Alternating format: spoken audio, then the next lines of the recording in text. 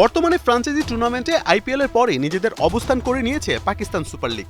দুর্দান্ত পারফর্ম করে সেই লিগেই এবারে জায়গা করে নিয়েছিল ৩ টাইগার ক্রিকেটার। পিএসএল এর নতুন সিজনে লাহোর কালান্দার্সের হয়ে রিশাদ হোসেন, পেশোয়ার জালমিতে নাহিদ রানা এবং করাচি কিংসের জার্সিতে মাত মাতাবেন লিটন দাস। পাকিস্তানের মাটিতে টাইগারদের পারফরমেন্স দেখতে মুখিয়ে সবাই, তবে এরই মধ্যে জেগেছে শঙ্কা, সুযোগ পেয়েও খেলতে পারবে তো লিটন রানারা?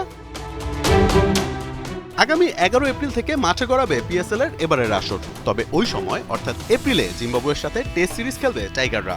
আর এখানেই বিপত্তি, এর আগেও বাংলার ক্রিকেটে ঘটেছে এমন ঘটনা বহুবার।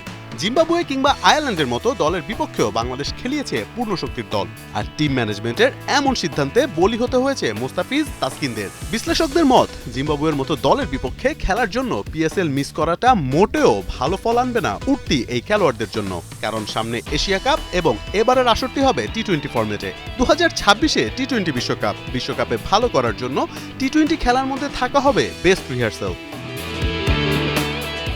কিন্তু এই ৩ প্লেয়ারের খেলার ভাগ্য বিসিবির কাছে। বিসিবি যদি এনওসি না দেয় তবে পিএসএল নয়, লিটন রিশাদদের খেলতে হবে জিম্বাবুয়ের বিপক্ষে।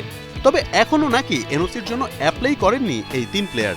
এখনো তারা কেউ অ্যাপ্লাই করে নাই আমার মনে হয়। আমি যতদূর গত পরশু পর্যন্ত জানি তারা ছুটির জন্য দরখাস্ত করেনি বা ইয়ের জন্য। ওটা যখন করবে তখনই আমরা ডিসিশন নিতে পারবো। আপনাদের স্ট্যান্ডটা কি থাকবে, মানে আপনারা কি চাচ্ছেন?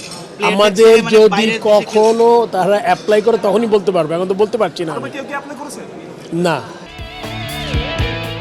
ফ্র্যাঞ্চাইজিগুলো বাংলাদেশি প্লেয়ারদের উপর এনওসির কারণেই ভরসা পায় না, কারণ তারা টাইগারদের দলে নিলে প্লেয়াররা খেলতে আসতে পারেন না, অথবা কিছু ম্যাচ খেলে আবার দেশে ফেরত আসতে হয় জিম্বাবুয়ে, আফগানিস্তানের মতো দলগুলোর সাথে খেলার জন্য। এখন দেখার বিষয় রিশাদ, রানা, লিটনদের ভাগ্যে কি থাকে। মোহাম্মদ আদনান, ৭১।